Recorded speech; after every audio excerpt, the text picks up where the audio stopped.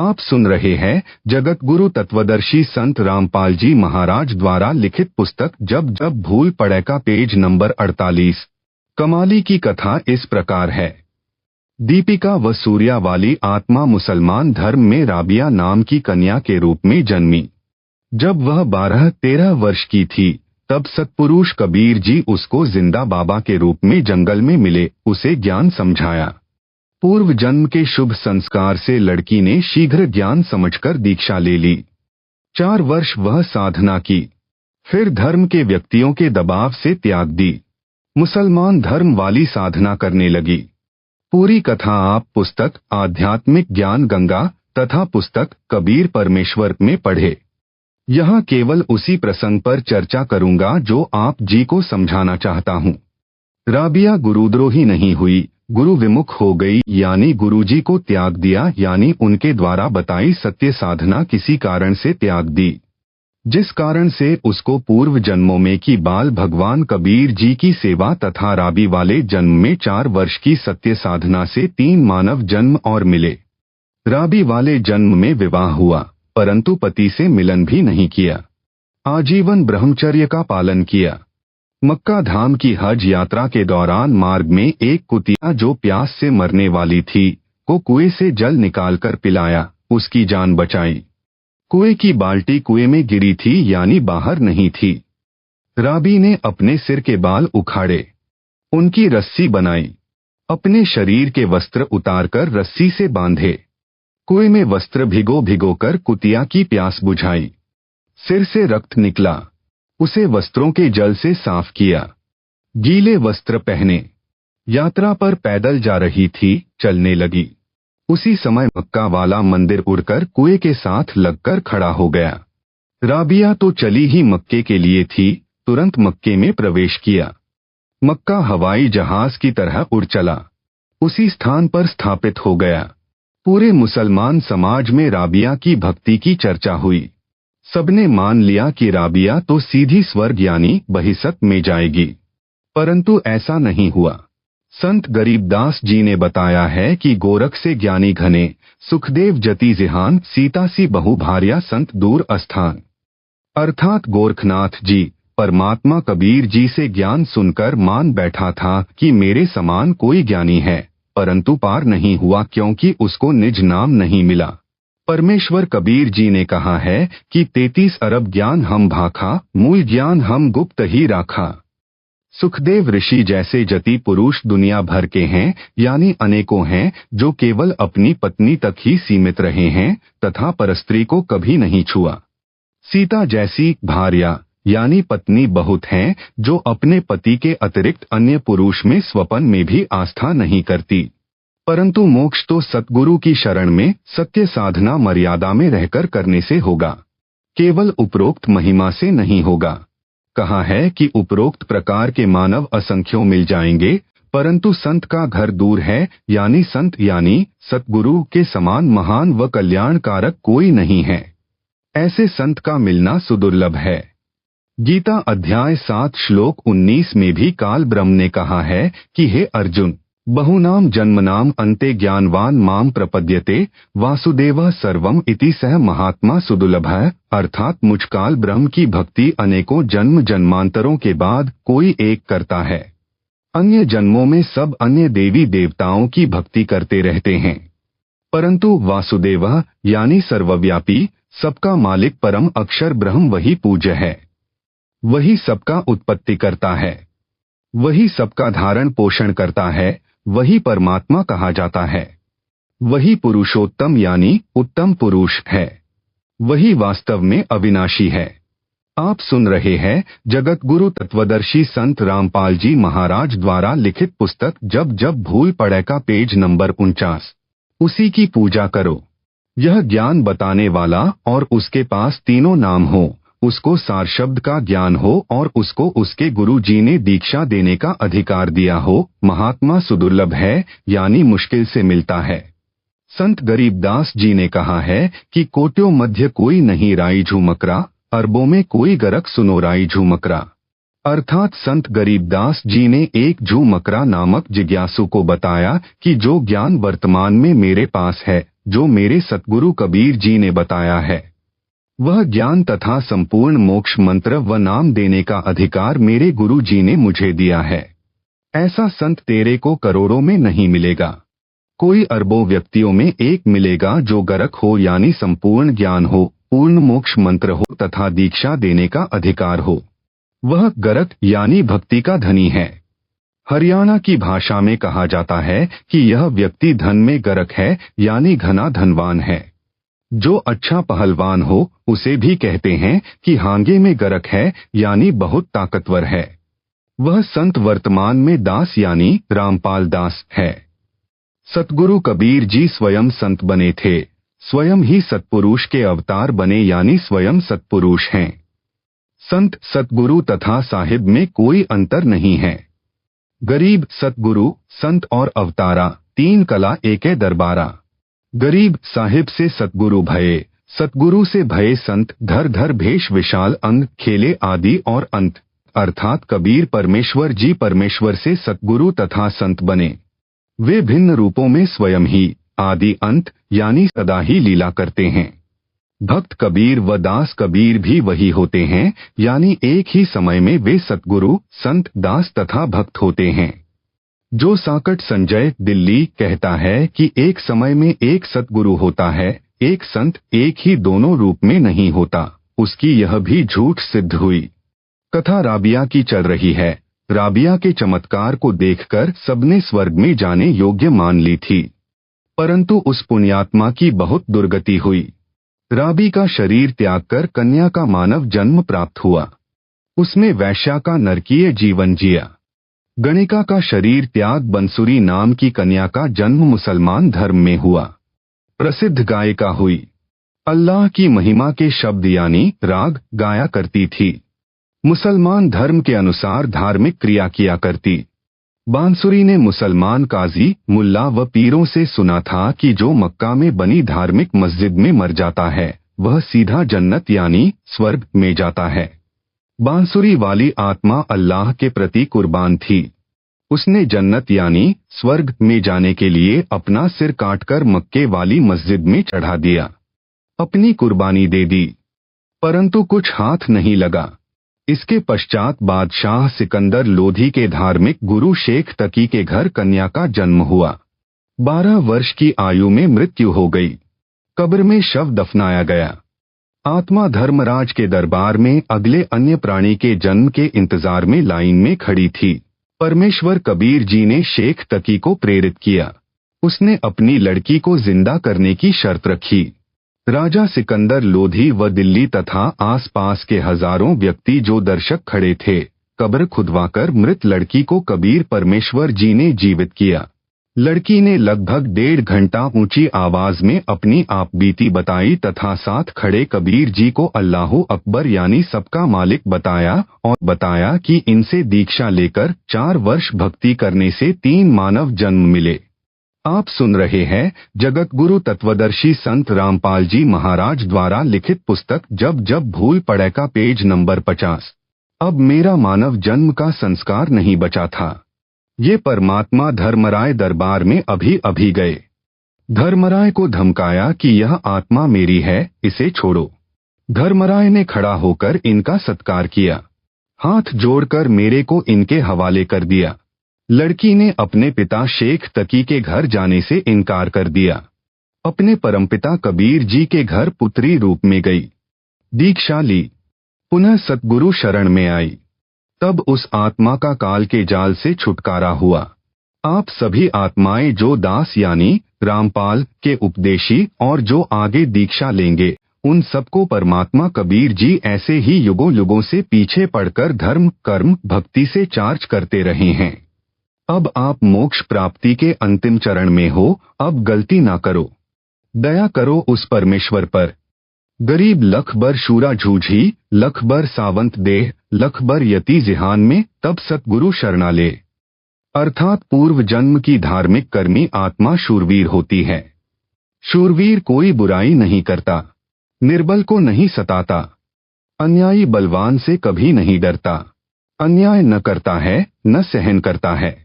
आन बान शान के लिए, देश के लिए, कौम के लिए कुर्बान हो जाता है, उल्टा कदम नहीं रखता।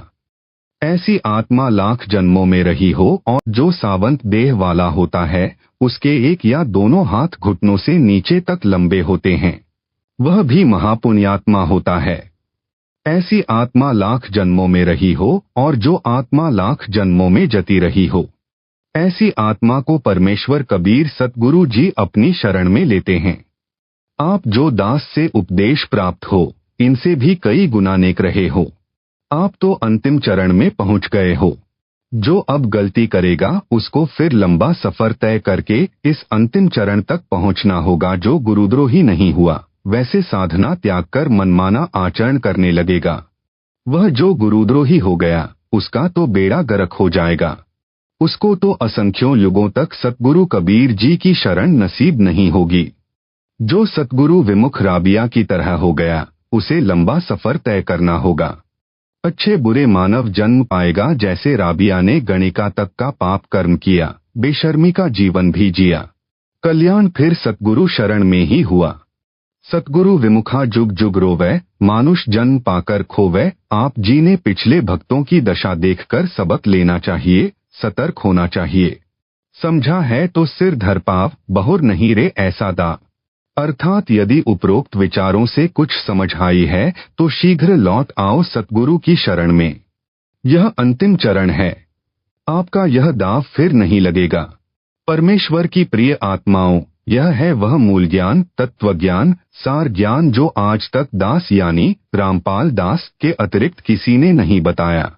यह परमेश्वर कबीर जी की दया से मेरे गुरु भगवान स्वामी रामदेवानंद जी के आशीर्वाद से दास ने स्पष्ट किया है, आपके रूबरू किया है।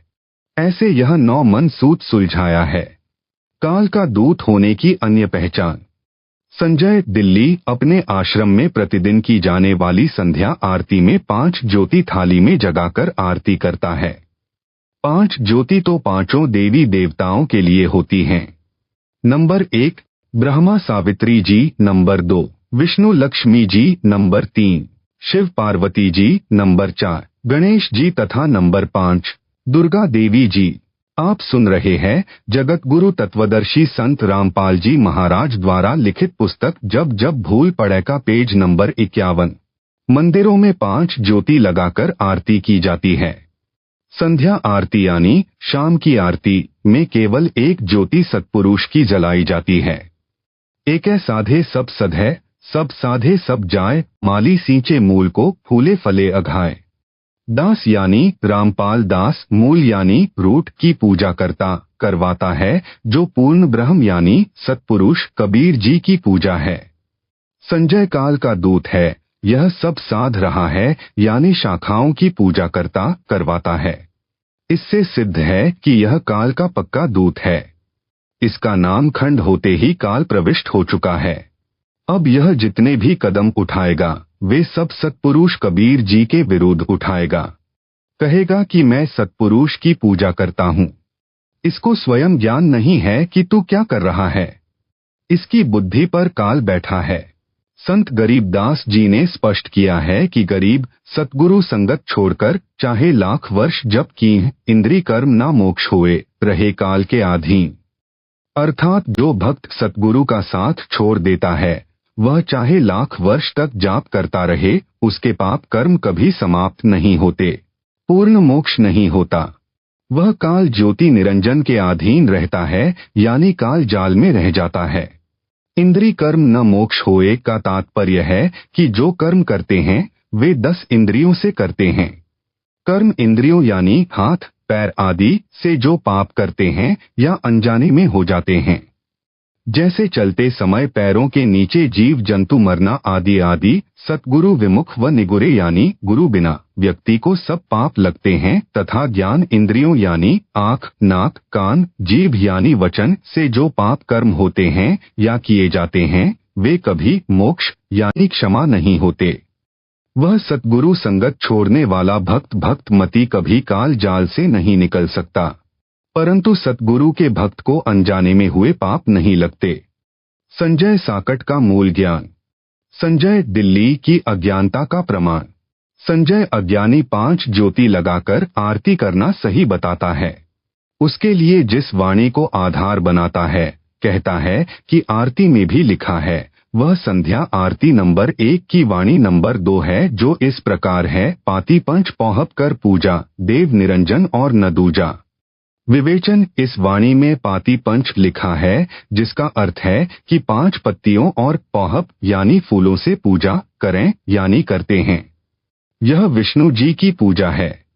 5 पत्तियां तुलसी की भी चढ़ाते हैं और बेल की पत्तियां भी देव पूजा में चढ़ाते हैं। कबीर जी कहते हैं कि जो विष्णु जी की पूजा करते हैं वे गलती पर हैं। सत्पुरुष के अतिरिक्त कोई निरंजन यानी माया रहित, देव यानी प्रभु नहीं है, यानी सत्पुरुष के अतिरिक्त कोई पूज्य देव नहीं है। ध्यान दें, इस वाणी में पाती पंच लिखा है, न कि बाती पंच। बाती का अर्थ ज्योति यानी बत्ती है तथा पाती का अर्थ पत्ता यानी लीफ है। यह अज्ञानी संजय पाती का गलत अर्थ ज्योति बता रहा है। कबीर जी ने धर्मदास जी को यही बताया था। काल ने कहा है कि मैं अपने दूत तेरे पंथ में भेजकर गलत ज्ञान प्रचार करवाऊंगा।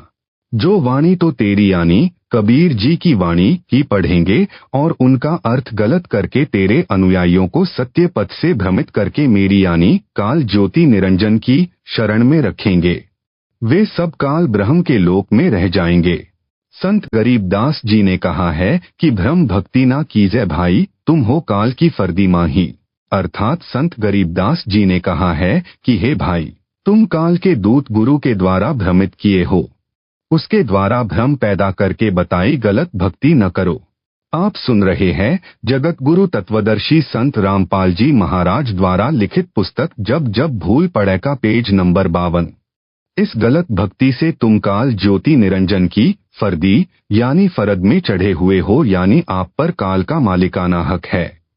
जैसे जमीन खरीदने वाले ने रजिस्ट्री करवाई, फिर इंतकाल करवाया, उसके पश्चात वह जमीन उस खरीदने वाले की फरद में चढ़ जाती है तो उस जमीन का खरीदार मालिक हो जाता है। काल की फर्दी में होना काल की जागीर यानी प्रॉपर्टी होना, यानी काल के कागजों में चढ़े हो। किसी काल के दूत द्वारा भ्रमित होकर जो गलत साधना यानी भ्रम भक्ति कर रहे हो, उसे छोड़कर पूर्ण सतगुरु से दीक्षा लेकर सत्य भक्ति करो, जिसके भक्ति धन से आप काल की फरज से निकलकर सत्पुरुष की जागीर हो जाओगे, आप सत्यलोक चले जाओगे। आगे परमेश्वर कबीर जी की वाणी से ही प्रमाणित करता हूँ कि पाती माने पत्ता यानी लीफ और बाती माने ज्योति है। काल का दूत संजय भ्रमित कर रहा है। पाती का अर्थ ज्योति करता है, जो गलत है। यह अज्ञानी है। संत गरीबदास जी ने भी स्पष्ट किया है कि गरीब पाती तोड़ चढ़ावे अंधे, जिनके कदे ना कट हैं फंदे। गरीब बेल पत्र को तोड़ चढ़ावे, करें देव पूजा, कर्म भ्रम करते हैं, मोक्ष पंथ नहीं सूझा। यहाँ आरती नंबर 1 वाणी नंबर 2 में 5 पाती लिखा है, उसका अर्थ पत्ता है। संजय ज्योति अर्थ करके भ्रमाता है। निम्न आरती की वाणी में स्पष्ट है कि पाती तो पत्ते को कहा है, बाती ज्योति का बोधक है। कबीर परमेश्वर की ही बनाई आरती नंबर 1 है। उन्हीं की बनाई आरती नंबर 7 तथा 8 है, जिनमें पाती तो पत्ते का तथा बाती ज्योति का बोधक है। आरती नंबर 7 वाणी नंबर 3 में इस प्रकार है, तेज का थाल तेज की बाती, तेज का पुष्प तेज की पाती। आरती नंबर 8 वाणी नंबर 3 इस प्रकार है, आपे दीपक आपे बाती, आपे पुष्प आप ही पाती। इन दोनों वाणियों में कबीर परमेश्वर जी ने स्पष्ट कर दिया है कि तेज का थाल तेज की बाती। बाती का अर्थ ज्योति है। रुई की बनी बाती जो दीपक में रखकर घी या तेल दीपक में डालकर जलाई जाती है, जिसे ज्योति भी कहते हैं। सतलोक में सब पदार्थ व वस्तु नूर यानी तेज से बने हैं। बेल के पत्ते, तुलसी के पत्ते भी सतलोक में नूर यानी तेज के बने हैं। जिन देवताओं की तुम पाती यानी बेल पत्र व तुलसी पत्र चढ़ाकर व पुष्प यानी फूल चढ़ाकर पूजा करते हो, उनसे अपना कल्याण चाहते हो, वे तो सतलोक के पत्तों व फूलों से भी गए गुजरे हैं। सत्पुरुष यानी मैं यानी कबीर जी सब कुछ यानी सर्वेस्वा हूँ। दीपक व उसमें जलाई जाने वाली बाती यानी ज्योति तथा पाती यानी पत्ते व फूल सब मेरे हैं।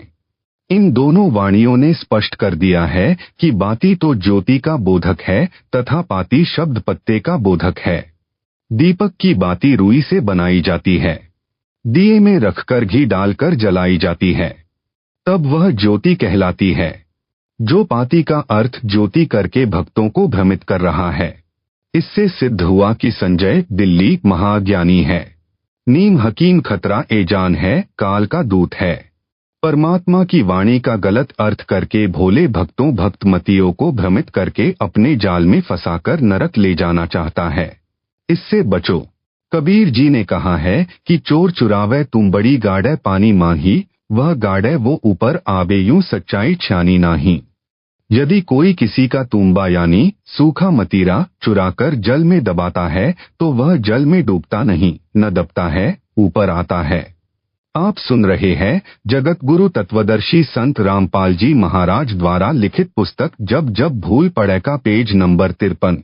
इसी प्रकार कोई सच्चाई को दबाने की कोशिश करता है तो वह कभी सफल नहीं होगा। इससे सिद्ध हुआ कि संजय दिल्ली झूठा है। गरीब झूठे गुरु के आश्रय कदे ना उधय जीव, सच्चा सतगुरु कबीर है, आदि परम गुरु पीर। अर्थात नकली गुरु से दीक्षा लेकर जीव का कभी उद्धार नहीं होगा। सतगुरु कबीर जी सच्चे सतगुरु तथा परमेश्वर हैं। वर्तमान में दास यानी रामपाल दास की शरण में आना परमात्मा कबीर की शरण में आना है। संजय साकट कहता है कि कबीर साहेब तथा कबीरदेव में अंतर है। एक परमात्मा का बोध नहीं है, यानी कबीरदेव जहां लिखा है वह कबीर परमेश्वर के बारे में नहीं है। उत्तर जो अज्ञानी पाती यानी पत्ते यानी लीफ का अर्थ ज्योति यानी घी से जलने वाला दीपक कर सकता है तो कबीरदेव का अर्थ अन्य, कबीर साहेब का अर्थ अन्य करने में क्या शर्म करेगा। कबीरदेव कबीर साहेब का बोधक शब्द है। जहां वेदों में कबीरदेव लिखा है उसका अर्थ कबीर परमेश्वर है। संजय सब भविष्यवाणियों को अपने लिए कही बताता है। संजय दिल्ली कहता है कि जितनी भी भविष्यवाणियां हैं ये सब मेरे लिए कही हैं। जैसे असुर निकंदन रमैणी में कहा है कि सतगुरु दिल्ली मंडलायसी, मैं दिल्ली से आया हूं, इसलिए यह मेरे लिए कहा है। मैं ही वह तत्वदर्शी संत हूं जो सबका कल्याण करेगा। कबीर जी ने कहा है कि खर न होए कहरी कभू, सिंह की खाल उड़ाएं। अर्थात यदि गधे को सिंह की खाल उड़ाकर शेर बनाया जाए तो वह खर यानी गधा कभी कहरी यानी लायन नहीं हो सकता। बोली से पिछाना जाएगा यानी तत्व ज्ञान से पहचान हो जाएगी। तत्वदर्शी संत कौन है? उसका अज्ञान आपके समक्ष दास ने यानी रामपाल दास ने नंगा कर दिया है। आप समझ लें कि तत्वदर्शी कौन है। संजय दिल्ली भ्रमित करता है कि सार शब्द से मोक्ष होगा। मेरे को सार नाम नहीं दिया है तो क्या फर्क पड़ता है, मेरे पास सार शब्द है जो किसी के पास नहीं है। वाणी बोलता है नामा छिपा ओम तारी पीछे सोहम भेद विचारी, सार शब्द पाया जद लोई, आवागवन बहुर ना हुई। इसका उत्तर यह है, ऐसे नकली गुरु पृथ्वी का नाश करने के लिए जन्मे होते हैं। संत गरीबदास जी ने कहा है कि गरीब बीजक की बाता कहें, बीजक नाही हाथ, पृथ्वी डोबन उतरे, कह कह मीठी बात। सार नाम व सार शब्द पर विवेचन। दास यानी रामपाल दास सत्संग में भी सतनाम सारनाम सार शब्द बताता है। एक हैंडपंप लगाने का उदाहरण भी देता है जो इस प्रकार है, प्रथम मंत्र के जाप से साधक की आत्मा निर्मल होती है, भक्ति में रुचि बढ़ती है तथा वित्तीय स्थिति में सुधार होता है, भक्ति धन में वृद्धि होती है। नल यानी हैंड पंप लगाने का उद्देश्य जल प्राप्ति होता है। इसी प्रकार भक्ति करने का उद्देश्य परमात्मा प्राप्ति होता है।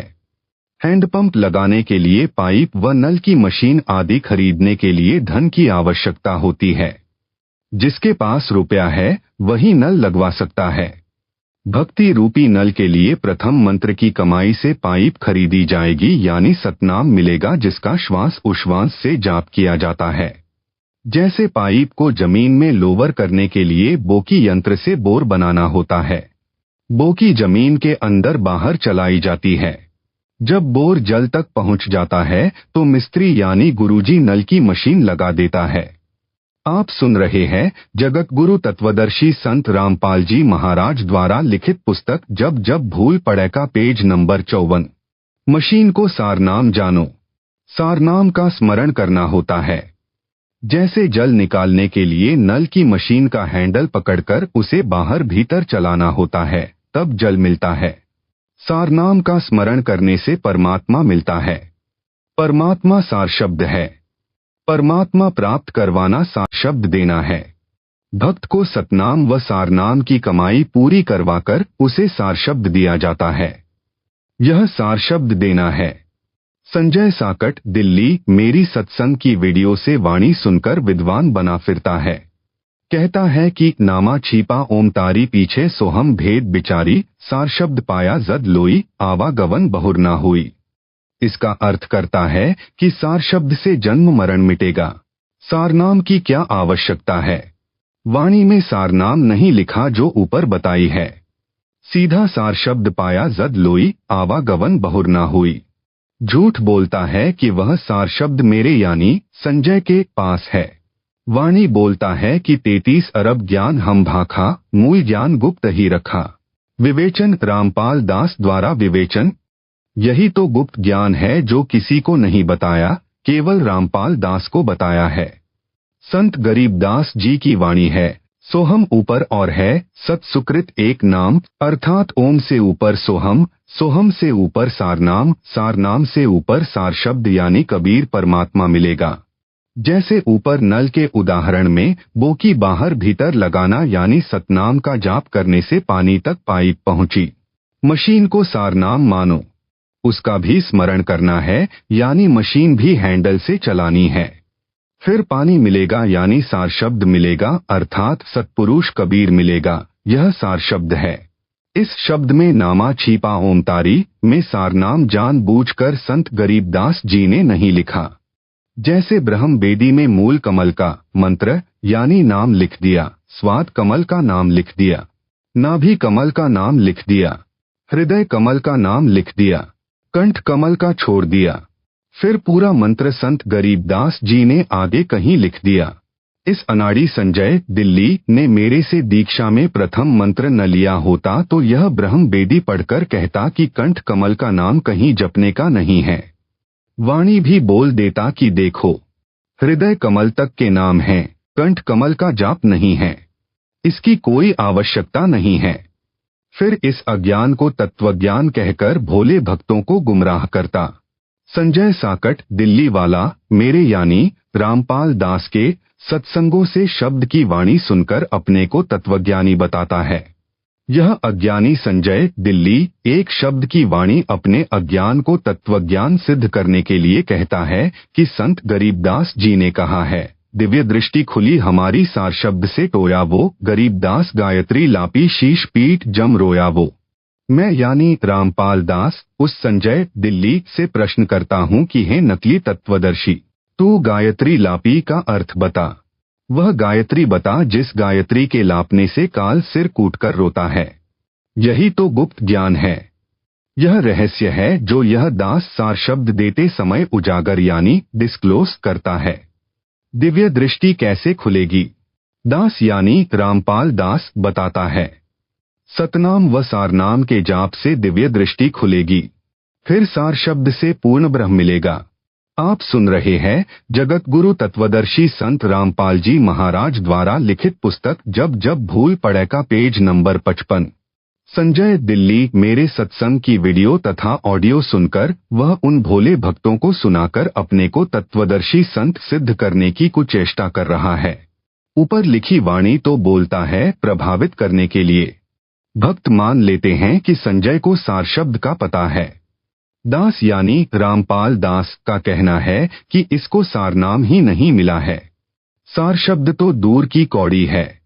यह तो उस श्रेणी का पाखंडी है जिनके बारे में कबीर जी ने कहा है कि करनी तज कथनी कथे, अज्ञानी दिन रात, कुकर यानी कुत्ते जो भौंकत फिरें, सुनी सुनाई बात।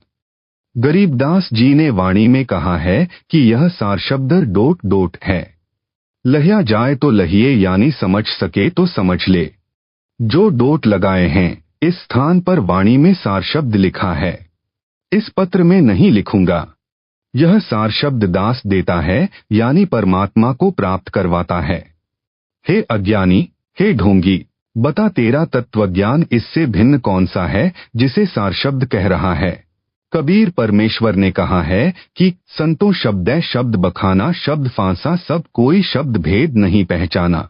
ओम भी शब्द है, सोहम भी शब्द है। वाणी सोहम शब्द हम जग में लाए, सार शब्द हमने गुप्त छिपाए, यानी सोहम भी शब्द है। सोहम का एक धुनात्मक शब्द भी है, सार नाम भी शब्द है। जैसे सोहम शब्द सार नाम भी शब्द है, सार शब्द भी शब्द है। शब्द को पहचानना है कौन सा शब्द कितना लाभदायक है। संत गरीबदास जी ने कहा है कि सार शब्द को खोजकर शब्द में बैठे। यह है वह गुप्त भेद मूल ज्ञान। कहा है कि सार शब्द मिलने के बाद भी कुछ और करना है, तब मोक्ष होगा। इसका भेद दास यानी रामपाल दास यहाँ नहीं खोलेगा, क्योंकि यह है वह मूल ज्ञान, गुप्त ज्ञान। संजय साकट यानी दिल्ली, बता इस वाणी का भेद। यदि तेरे पास गुप्त ज्ञान है, मूल ज्ञान है जो तू दावा कर रहा है, मूल ज्ञान, गुप्त ज्ञान, सार ज्ञान होने का, भोले भक्तों को मूर्ख बना रहा है। संजय दिल्ली वाला कहता है कि सतगुरु अलग है, संत अलग, साहिब अलग है। एक समय में एक सतगुरु होता है, एक संत होता है। मेरे को यानी रामपाल दास को तो सतगुरु कहता है, अपने को संत भक्त व दास कहता है, और तर्क देता है कि जीव कल्याण संत भक्त दास से होना है, सतगुरु से नहीं हो सकता। मैं यानी संजय सबके कष्ट दूर करूंगा, यह भी इसकी झूठ है। प्रमाण संत गरीबदास जी की वाणी में गुरुदेव के अंग की साखी नंबर 53। गरीब साहिब से सतगुरु भये, सतगुरु से भय संत, धर धर भेख विशाल अंग खेले आदि और अंत। अर्थात सतपुरुष यानी भगवान कबीर जी साहिब तो हैं ही, काशी में प्रकट काल में सतगुरु भी वही थे, संत भी वही थे, दास भी थे। प्रत्येक शब्द वाणी में दास कबीर लिखा है। भक्त भी थे क्योंकि भक्ति का अभिनय भी करते थे। उस समय कोई अन्य संत व सतगुरु उनके समान नहीं था, न कोई भक्त न कोई दास उनके समान था।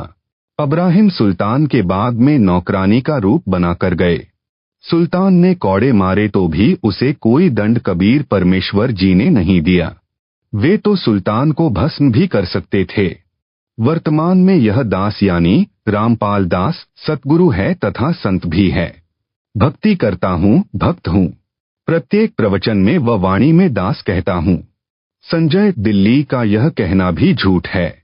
यह हर प्रकार से कपटी व महिमा का भूखा व झूठा है। आप सुन रहे हैं जगत गुरु तत्वदर्शी संत रामपाल जी महाराज द्वारा लिखित पुस्तक जब जब भूल पड़े का पेज नंबर 56। ब्रह्म 4 हैं या अधिक। संजय दिल्ली कहता है कि 4 ब्रह्म हैं, मेरे अतिरिक्त किसी को ज्ञान नहीं है। उत्तर, जो बेशर्म होता है वह ऐसी ही बकवास किया करता है। बुद्धिमान तो शीघ्र समझ जाते हैं। जिन्होंने दास यानी रामपाल दास के सत्संग कम सुने हैं, वे इस पामर प्राणी के जाल में फंस गए हैं। अब पढ़ो, ब्रह्म 4 नहीं अधिक हैं। काल के 21 ब्रह्मांड हैं जिनका यह मालिक है। इन 21 ब्रह्मांडों में काल ज्योति निरंजन को ब्रह्म कहा जाता है। संजय को ब्रह्म के अर्थ का भी नहीं पता, इसलिए बकवास कर रहा है। ब्रह्म का अर्थ यानी प्रभु है। गीता में 3 ब्रह्म यानी प्रभु यानी पुरुष बताए हैं। एक अक्षर ब्रह्म यानी अक्षर पुरुष, दूसरा अक्षर ब्रह्म यानी अक्षर पुरुष, तीसरा परम अक्षर ब्रह्म यानी परम अक्षर पुरुष यानी सत्य पुरुष। परंतु 21 ब्रह्मांड का ब्रह्म यानी प्रभु ज्योति निरंजन यानी अक्षर ब्रह्म है। यहाँ के ऋषि इसी को ब्रह्म यानी साहब कहते हैं। जैसे राज्य का प्रभु यानी साहब मुख्यमंत्री साहब है। मुख्यमंत्री कार्यालय के अधिकारी कर्मचारी एक दूसरे से कहते हैं कि साहब का यह आदेश है। सब समझ जाते हैं कि किस साहेब का आदेश है। उनको समझ है कि सीएम साहब का आदेश है। उपायुक्त कार्यालय के कर्मचारी भी यही कहते हैं कि साहब का यह आदेश है। उनको भी पता होता है कि हमारे यानी साहब प्रभु कौन है। इसी प्रकार प्रत्येक कार्यालय के कर्मचारियों के लिए साहब अपना अपना होता है। इसी प्रकार काल ज्योति निरंजन यहाँ के प्राणियों के लिए जाना माना साहब यानी ब्रह्म है। इसको ब्रह्म ही कहा जाता है। कबीर परमेश्वर जी भी काल ब्रह्म के लोक में आकर इसकी जानकारी ब्रह्म कहकर देते हैं, जो ऋषिजन शीघ्र समझ जाते हैं कि ब्रह्म कौन है। कबीर जी ने बताया है कि ब्रह्म 5 रूप धारण करके एक महाब्रह्मंड के 5 ब्रह्मंडों में लीला करता है। प्रमाण शब्द कर नैनो दीदार महल में प्यारा है में साखी नंबर 21 में लिखा है कि 5 ब्रह्म 5 अंड बीनो 5 ब्रह्म निहच्छर चीन्हो 4 मुकाम गुप्ते हैं की हो जा मध बंदीवान पुरुष दरबारा है। अर्थात दास ने सृष्टि रचना में विस्तार से बताया है कि काल ब्रह्म के 21 ब्रह्मंड हैं, जिनमें से 20 ब्रह्मंडों के 4 महाब्रह्मंड बनाए हैं। प्रत्येक महाब्रह्मंड में 5-5 ब्रह्मंडों का समूह बनाया है। 21वां ब्रह्मंड अकेला 5 ब्रह्मंडों के समान क्षेत्र वाला है। उसमें 4 मुकाम यानी स्थान गुप्त बनाए हैं। जो एक महाब्रह्मंड वाले 5 ब्रह्मंडों में, जिनको अंड भी कहते हैं, उनमें काल निरंजन 5 रूप बनाकर रहता है, जो वहां का ब्रह्म यानी साहब कहलाता है। इस प्रकार ब्रह्म 5 हैं, 4 नहीं। जिस ब्रह्मंड में हम रह रहे हैं, इसमें सृष्टि है तथा 4 ब्रह्मंड और हैं। ऐसे 5 ब्रह्मंडों का समूह एक महाब्रह्मंड कहा जाता है। अपने वाले ब्रह्मंड सहित 5 ब्रह्मंडों में भी यही काल ब्रह्म 5 रूप बनाकर गुप्त रहता है। कहीं पर 4 अंड यानी ब्रह्मंड 4 ब्रह्म लिखा है। इस महाब्रह्मंड में अपने वाले ब्रह्मंड से अन्य 4 ब्रह्मंड और हैं, उन ब्रह्मंडों में भी यही ब्रह्म गुप्त रह रहा है। यह काल ब्रह्म की ही जानकारी है, गुप्त तो वह रहता ही है। ये 4 मुकाम यानी स्थान गुप्त हैं तथा जो 5 ब्रह्मंडों के समान क्षेत्र वाला 21वां ब्रह्मंड है, उसमें भी 4 मुकाम गुप्त बना रखे हैं। वे ब्रह्मंड नहीं हैं, काल का यह निज निवास स्थान है। आप सुन रहे हैं जगतगुरु तत्वदर्शी संत रामपाल जी महाराज द्वारा लिखित पुस्तक जब जब भूल पड़े का पेज नंबर 57। जिस महाब्रह्मंड के एक ब्रह्मंड में हम हैं, इस ब्रह्मंड के प्राणियों तथा ब्रह्मा विष्णु तथा शिव तक को उन अन्य 4 ब्रह्मंडों का ज्ञान नहीं है। इसलिए कहीं 4 ब्रह्मंड तथा 4 ब्रह्म लिखा है। इनको भी 4 गुप्त मुकाम कहा जाता है। 21वें ब्रह्मंड में भी 4 मुकाम गुप्त हैं। इस अज्ञानी संजय दिल्ली ने कहीं पर 4 ब्रह्म पढ़ लिया, उससे तत्वदर्शी बन बैठा। जिस ब्रह्मंड में हम हैं, इस महाब्रह्मंड के मध्य वाले ब्रह्मंड में कुछ जीव काल ने भ्रमित करके रखे हैं। वे मान रहे हैं कि यह सतलोक है। यही तो काल जाल है। यही तो वह गुप्त ज्ञान मूल ज्ञान है जो दास से अतिरिक्त किसी को ज्ञान नहीं। फिर भी हमने तो पूर्ण ब्रह्म का ज्ञान रखना है। ब्रह्म काल चाहे 20 हो, हमारे लिए उनका ज्ञान रखना क्या जरूरी है। ज्ञान तो यह रखना है कि काल ब्रह्म के जाल से कैसे छूटा जाए। वह ज्ञान दास की संगत का बच्चा बच्चा जानता है। इस संजय साकट को उसका भी ज्ञान नहीं है। यदि ज्ञान होता तो यह झूठ कपट करता ही नहीं। यह काल का पक्का एजेंट है। इससे भक्त व भक्त मति सावधान रहो। ऐसे अपराधी के दर्शन से भी दोष लगता है। आरती में बदलाव किया है जो महापाप है। भक्तों ने बताया है कि संजय दिल्ली ने संध्या आरती के अंत में गुरुजी यानी रामपाल दास का गुरु स्तुति का शब्द है, मेरे गुरुदेव भगवान दियो काट काल की फांसी की अंतिम पंक्ति में फेर बदल कर रखा है। वास्तविक पंक्ति इस प्रकार है, स्वामी रामदेवानंद दाता आपकी घनी सतावे बाता, तेरा रामपाल अज्ञान किया सतलोक का वासी। फेर बदल करके इस प्रकार बनाई है, जिसे उसके चेले आरती में गाते हैं, सतगुरु रामपाल दाता आपकी घनी सतावे बाता, तेरा दासन दास कीजियो सतलोक का वासी। इसका उत्तर इस प्रकार है, संत व सतगुरु की वाणी से उसकी छाप यानी नाम काटकर अन्य विधि से नहीं लिख सकते। कोई बदलाव नहीं कर सकते। बदलाव करना उस सतगुरु व संत का अपमान है। संजय दिल्ली की बुद्धि काल ज्योति निरंजन ने बंद कर रखी है। यह कहता है कि रामपाल पृथ्वी पर विद्यमान है, इसलिए यह कहना कि किया सतलोक का वासी गलत है। इस पंक्ति को इस प्रकार बोलना चाहिए था कि कीजियो सतलोक का वासी। इसको तो दास के ज्ञान में अपने अज्ञान के कारण दोष दिखाई देता है। बात करता है मेरे को तत्वज्ञान मूल ज्ञान है जिसका किसी को ज्ञान नहीं। जैसे संत गरीबदास जी ने कहा है कि दास गरीब कबीर का चेहरा, सतलोक अमरपुर डेरा। संत गरीबदास जी पृथ्वी पर विद्यमान थे तथा उसी समय कहा है कि मैं सतगुरु कबीर जी का चेहरा यानी दास हूँ।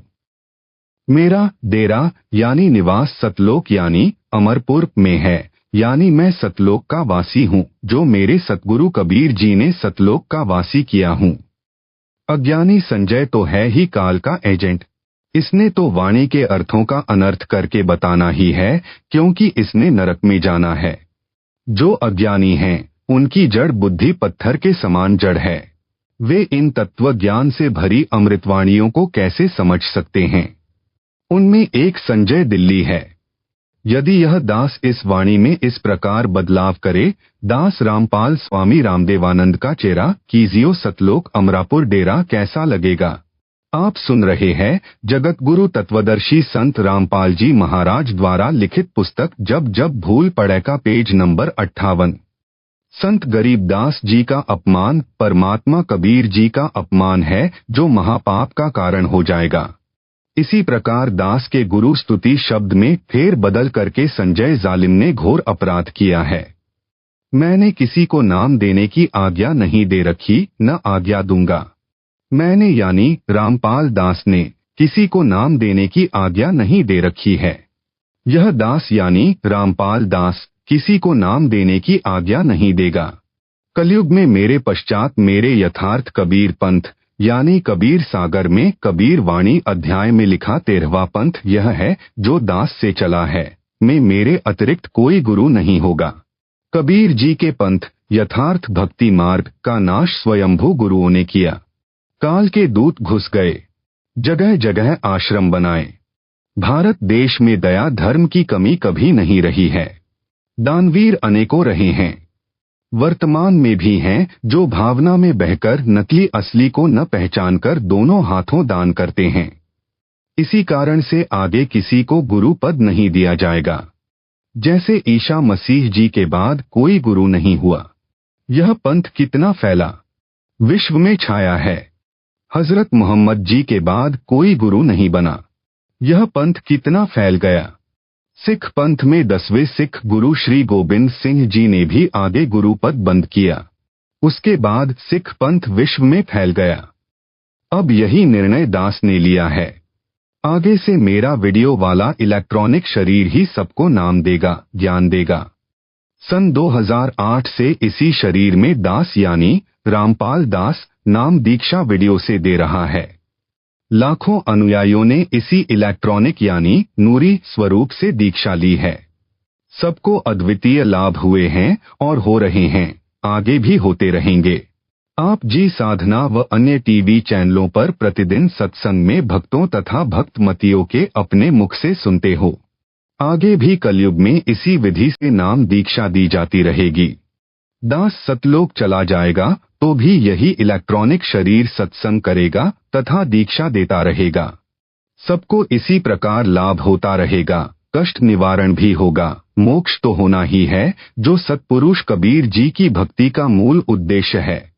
मैं यानी रामपाल दास किसी को नामदान यानी दीक्षा देने की आज्ञा नहीं दूंगा। यह सत्संगों में कई बार दास ने बोला है। कबीर पंथ का बिगाड़ स्वयंभू गुरुओं ने ही कर रखा है। न उनको यथार्थ अध्यात्म ज्ञान, न यथार्थ भक्ति के नामों का ज्ञान। वे सब काल प्रेरणा से कार्य कर रहे हैं। जैसे यह संजय दिल्ली काल प्रेरित है और सब मनमुखी भक्ति व धार्मिक क्रियाएं कर रहा है। यह स्वयंभू गुरु बनने की तैयारी कर चुका है। कभी भी अपने को गुरु घोषित कर देगा क्योंकि यह काल का दूत है। सब भक्ति के कर्म गलत कर रहा है। संत गरीबदास जी ने कहा है कि नकली स्वयंभू गुरुओं ने गांव के गांव खराब कर यानी बिगाड़ दिए हैं। मनमुखी भक्ति की क्रिया करवाकर सबका अनमोल मानव जीवन नष्ट करवा दिया। फिर एक परंपरा पड़ जाती है, पीढ़ी दर पीढ़ी वही चलती रहती है। नकली गुरु मानव समाज का सबसे बड़ा शत्रु है। जैसे कोई झूठा पासपोर्ट बनाता है, लोगों को गुमराह करके कहता है कि यह असली पासपोर्ट है। उसे पासपोर्ट बनाने का अधिकार ही नहीं है, तो उसका बनाया पासपोर्ट व्यर्थ है। जब वह हवाई अड्डे यानी एयरपोर्ट पर जाएगा विदेश जाने के लिए, तब वह नकली पासपोर्ट काम नहीं आएगा। बनाने वाला तथा बनवाने वाला दोनों दोषी पाए जाएंगे। आप सुन रहे हैं जगत गुरु तत्वदर्शी संत रामपाल जी महाराज द्वारा लिखित पुस्तक जब जब भूल पड़े का पेज नंबर 59। उस समय बहुत देर हो चुकी होगी। इसी प्रकार जब भक्त या भक्तमती संसार छोड़ पर लोक जाने के लिए रवाना होंगे, तब उन्हें पता चलेगा कि हमारे साथ बड़ा धोखा हुआ है। उस समय बहुत देर हो चुकी होगी। यदि संजय दिल्ली को संपूर्ण अध्यात्म ज्ञान होता तो यह नकली गुरु बनने की गलती कभी नहीं करता। इसको डर लगता कि परमात्मा नाराज हो जाएगा। यदि गुरुजी ने नाम दीक्षा का अधिकार नहीं दे रखा है, तो भूलकर भी इतनी बड़ी गलती नहीं करनी चाहिए।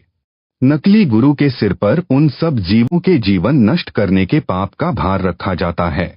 जिन जिनको यह नाम देगा या मेरी सीडी या वीडियो ऑडियो से नाम दिलाएगा, इसको नाम दिलाने का भी अधिकार नहीं है। नाम देने का तो किसी को अधिकार देना ही नहीं है। इस बेशर्म को शर्म भी नहीं आती जो अपने आप गुरु जैसी क्रियाएं कर रहा है। आशीर्वाद देता है, चवर करवाता है, तिलक लगवाता है, पैरों पर फूल डलवाता है। अन्य उदाहरण, जैसे किसी राज्य की सरकार सरकारी नौकरी लगाने के लिए एक बोर्ड का गठन करती है। उसका एक चेयरमैन बनाया जाता है। जो नौकरी लगने के लिए निवेदन करते हैं, उनकी योग्यता के अनुसार चेयरमैन नौकरी के लिए चयन करता है। उनको अपॉइंटमेंट लेटर यानी नियुक्ति पत्र देता है। अपने दस्तखत करके मुहर लगा देता है। उन सबको सरकार नौकरी पर रख लेती है तथा सरकार ही तनख्वाह देती है। यदि कोई धोखेबाज असली जैसा नियुक्ति पत्र बनाकर कुछ व्यक्तियों को नियुक्ति पत्र देता है, उनसे रुपए रिश्वत में लेता है, उसका नियुक्ति पत्र कहीं काम नहीं आएगा। उसको सरकार दंडित करेगी। ठीक इसी प्रकार जो अनअधिकारी गुरु बनकर दीक्षा देता है या दीक्षा दिलाता है और दान के रुपए लेता है, परमात्मा उसे दंडित करेगा। उसने अनेकों अनजान लोगों के अनमोल मानव जीवन को नष्ट कर दिया। संत गरीबदास जी ने कहा है कि गरीब गुरुवा गाम बिगाड़े संतो गुरुवा गाम बिगाड़े, ऐसे कर्म जीव कहला दिए, ईब झड़े नहीं झाड़े। झूठे गुरु को लीतर मारे, घर से काढ़ घसीटे, या के पीटे पाप नहीं है, या को निश्चय पीटे। अर्थात नकली स्वयंभू गुरु इतना हानिकारक है कि वह पूरे गांव के भोले व्यक्तियों का मानव जीवन नष्ट करवा देता है। ऐसे शास्त्र विधि रहित भक्ति कर्म करवाता है जिनसे मोक्ष नहीं हो सकता। पूरा गांव उसी गलत साधना पर दृढ़ हो जाता है। समझाने से भी नहीं छोड़ता। नरक में जाते हैं, प्रेत का जीवन जीते हैं, महाकष्ट उठाते हैं। संजय दिल्ली मृत्यु के बाद भूत बनेगा। इसकी समाधि उसी गांव में बनाई जाएगी। फिर इसके अनुयायी उस यादगार की पूजा किया करेंगे। ऐसे यह जालिम अनेकों मानवों का जीवन नष्ट करेगा। यह प्रेत बनकर यहीं रहेगा। ऐसे जालिमों से मानव को बचाने के लिए परमात्मा ने दास से यह यथार्थ कबीर पंथ प्रारंभ करवाया है, जो उन्होंने 600 वर्ष पूर्व ही बता दिया था। वही आज सफल हुआ है। इसमें यह संजय दिल्ली नामक कीड़ा लगा है। इससे बचाव के लिए यह पत्र एंटीबायोटिक यानी रोगनाशक औषधि का काम करेगा। जो इसको मन लगाकर पढ़ेगा, उसी पर असर करेगा। उसका मानव जीवन नष्ट होने से बच जाएगा। मानव जीवन बहुत अनमोल है। इसके एक श्वास की कीमत इतनी है जो परमेश्वर कबीर जी ने बताई कि कबीर कहता हूँ कही जात हूँ, कहूँ बजाकर ढोल। श्वास जो खाली जात है वह 3 लोक का मोल। अर्थात मानव शरीर प्राप्त प्राणी के एक श्वास की कीमत तीनों लोकों यानी स्वर्ग, पाताल व पृथ्वी लोकों के समान है। यह श्वास बिना सत्य भक्ति के खाली जाता है तो मानव को अत्यधिक हानि होती है। आप सुन रहे हैं जगत गुरु तत्वदर्शी संत रामपाल जी महाराज द्वारा लिखित पुस्तक जब जब भूल पड़े का पेज नंबर 60। जो नकली झूठे गुरुओं से दीक्षा लेकर भक्ति व दान आदि करते हैं, उनको भी यही हानि होती है। यही श्वास यदि पूर्ण गुरु जो दीक्षा देने का अधिकारी है तथा यथार्थ नाम जाप को देता है, उससे दीक्षा लेकर स्मरण में लगाया जाए तो उस सतनाम के श्वास उश्वास के एक जाप से कितना कीमती हो जाता है, वह संत गरीबदास जी ने बताया है। सतनाम पालडे रंग होरी हो, 14 लोग चढ़ावे राम रंग होरी हो। 3 लोग पासंग धरे रंग होरी हो, तो ना तुले तुलाया राम रंग होरी हो। अर्थात पूर्ण सतगुरु जो सत्य दीक्षा देने का अधिकारी है, उससे दीक्षा लेकर सतनाम का एक स्मरण श्वास उश्वास से किया जाए तो उसकी इतनी कीमत हो जाती है जो वाणी में बताई है। उसको इस प्रकार समझें। तराजू जिसे तखड़ी यानी बैलेंस भी कहते हैं, गांव में तो आज भी घरों में प्रयोग होती है। एक काष्ठ की मजबूत डंडी यानी लकड़ी जो लगभग 3 फुट लंबी व 2-2.5 इंच की परिधि की गोल होती है। उसके दोनों सिरों पर लोहे की चद्दर के पलड़े रस्सियों से बांधे जाते हैं। उसके मध्य में एक रस्सी को डांडी में सुराख करके बांधा जाता है, जो 2-3 इंच बड़ी होती है, मोटी 1 इंच होती है। उसे पकड़कर तराजू से सामान तोला जाता है। जब सामान तोला जाता है तो तराजू को जांचा जाता है कि इसमें कोई खामी यानी एरर तो नहीं है। यदि डंडी सीधी नहीं होती है और दोनों पलड़े एक रेखा में नहीं होते हैं तो उस तराजू में त्रुटि है। उसको कहते हैं कि तराजू में पासंग है। पासंग ठीक करो, कुछ दाने पासंग में रखो, तब यह सही परिणाम देगी।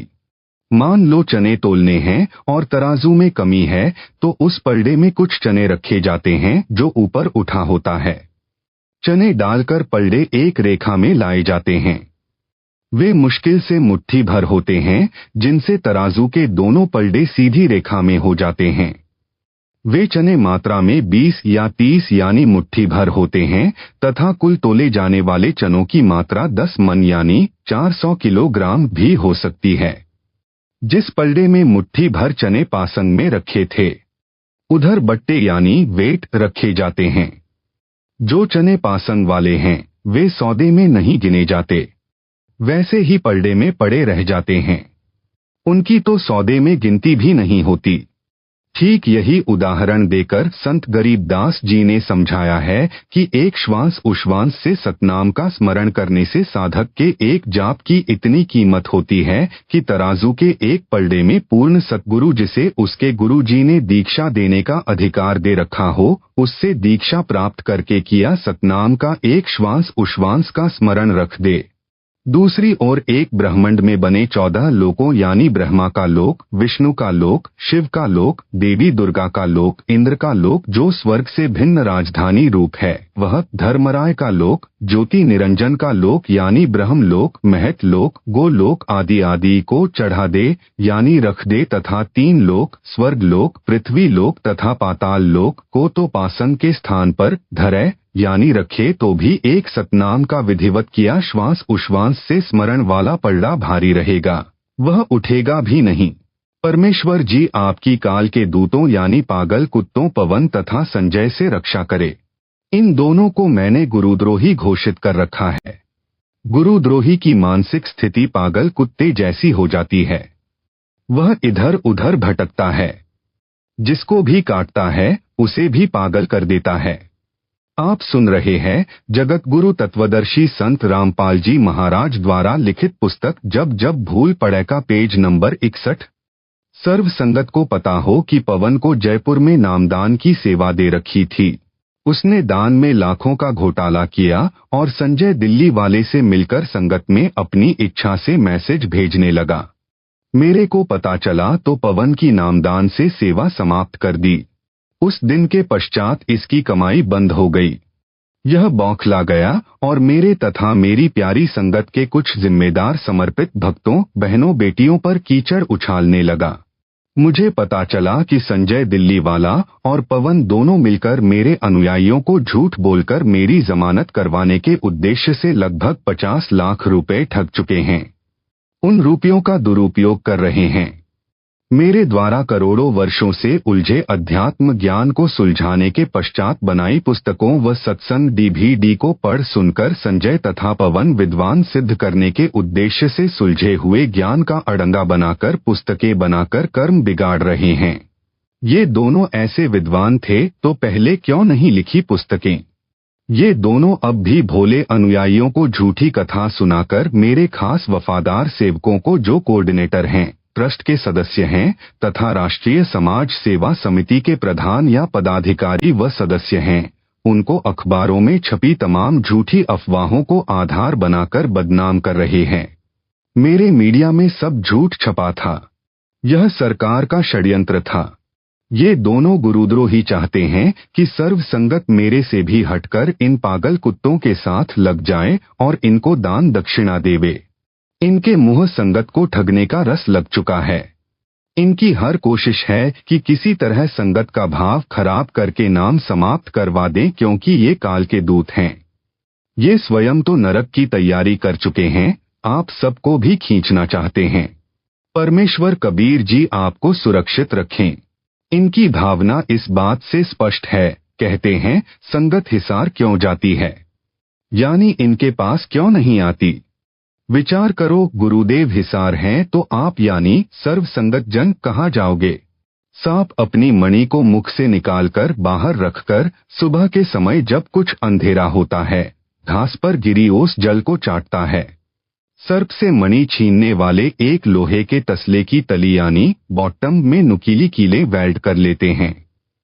दूर रखी मणि पर अचानक तसले को उल्टा रखकर दौड़ जाते हैं। सर्प उस मणि की रोशनी में औस जल चाट रहा होता है। उसी समय दौड़कर मणि के ऊपर रखे कील लगे तसले पर फन मारने लग जाता है। मणि के वियोग में उसे प्राप्त करने की तड़फ में फन मार मारकर लहूलुहान होकर मर जाता है। वह अपनी महबूब वस्तु के लिए प्राण दान कर देता है। बेशक मणि ना मिलो, परंतु प्रयत्न में कसर नहीं छोड़ी। मेरे प्यारी संगत को इस दास ने सन 1994 से लेकर सन 2014 तक माता की तरह सत्य भक्ति मंत्र देकर तथा दान धर्म करवाकर आशीर्वाद देकर पाला पोषा है। क्या आप सर्प से भी गए गुजरे हैं कि गुरु के ऊपर रखे जेल रूपी तसले पर माथा भी नहीं टेकना चाहोगे? मैंने अपना सर्व जीवन आपको सुखी तथा फलते फूलते देखने के लिए न्यौछावर कर दिया है। आपको स्वयं सोचना है कि आपका क्या कर्तव्य बनता है। आप सुन रहे हैं जगत गुरु तत्वदर्शी संत रामपाल जी महाराज द्वारा लिखित पुस्तक जब जब भूल पड़े का पेज नंबर 62। आप संगत ने मेरे वफादारों की बातें जो मेरा आदेश होता है माननी है या मेरे तथा परमेश्वर कबीर जी के दुश्मनों संजय तथा पवन की झूठी और कपटयुक्त बातों को महत्व देना है। इन दोनों जालिमों ने झूठ बोलने में रिकॉर्ड तो यह तोड़ दिया कि गुरु जी की पत्नी अनारो तथा बेटी मंजू के पास जेल के फोन से ऑडियो रिकॉर्ड की थी। वह वास्तव में यह थी कि संगत को कह देना कि संजय और पवन को गुरुद्रोही घोषित नहीं किया है। अनारो और मंजू ने उल्टा बता दिया कि इन दोनों को गुरुद्रोही घोषित कर दिया है। प्रिय संगत को फिर से बता दूं, सच्चाई यह है कि मैंने जेल नंबर 2 हिसार से फोन पर कहा था कि सर्व संगत से कह देना कि मैंने संजय दिल्ली तथा पवन जयपुर को गुरुद्रोही घोषित कर दिया है। संगत इनसे बात भी न करे, न कोई दान या सेवा दे। वह फोन की रिकॉर्डिंग आज भी सुरक्षित है। अन्य झूठ कहा है कि मेरे भाई महेंद्र ने अपने बेटे अमित को पैसे देकर केस से निकलवा दिया। यह झूठ है। अमित तो उन 800 भक्तों की लिस्ट में है जिनको सामान्य धारा लगी है, इसलिए अमित की जमानत हुई है, न कि केस से निकला है। ये इतनी झूठ बोलते हैं और लिखते हैं सत्सेवक, इनका बेड़ा गर्क होगा। अन्य झूठ कहा है 2012 में पहले वाले ट्रस्ट को समाप्त करके महेंद्र ने अपने नाम आश्रम करवा लिया। सच्चाई यह है कि यह एक ट्रस्ट है जो किसी व्यक्ति के नाम नहीं हो सकता। यह मेरी सहमति से मेरे अपने हस्ताक्षरों से केवल ट्रस्ट का नाम बदला है। मैं स्वयं लुधियाना गया था। वहां हम सबके फोटो शूट किए गए थे। इस प्रकार की अनेकों झूठी बुराई करके मेरे खून पसीने से जुड़ी संगत रूपी फसल में आग लगाना चाहते हैं।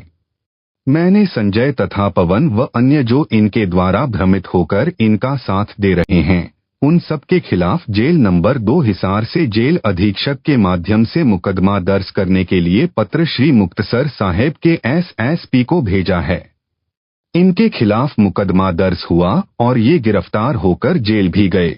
इसी प्रकार मैंने 2 पत्र जेल हिसार से जेल अधीक्षक के माध्यम से उत्तर प्रदेश में एसएसपी मेरठ तथा रुड़की को भी भेजे हैं। वहां पर भी इनके खिलाफ मुकदमे दर्ज करवाए हैं। ये मेरे अनुयायियों से झूठ बोलकर मेरी जमानत करवाने के बहाने व सत्संग करके धन ठग रहे हैं। सर्व संगत से निवेदन तथा आदेश है कि जिन जिन से इन ठगों ने रुपए लिए हैं उनकी तरफ से भी मुकदमे डलवाएं। ये भक्तों की आस्था के साथ खिलवाड़ कर रहे हैं। इनको सजा मिलनी चाहिए ताकि ये और अधिक हानि न कर सकें।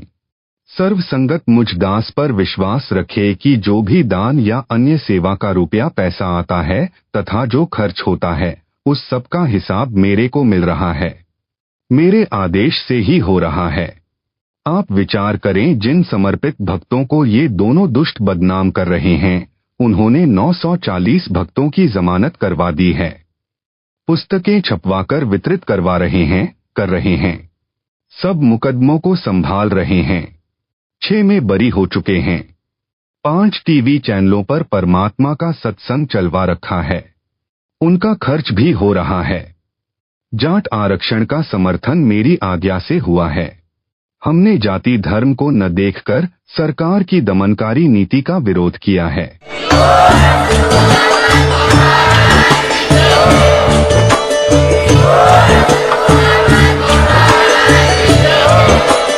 प्लीज़ हमारी वीडियो को लाइक करें, शेयर करें, सब्सक्राइब करना बिल्कुल मत भूलना। Gyan tech advisor press bell icon ज़रूर दबाएं।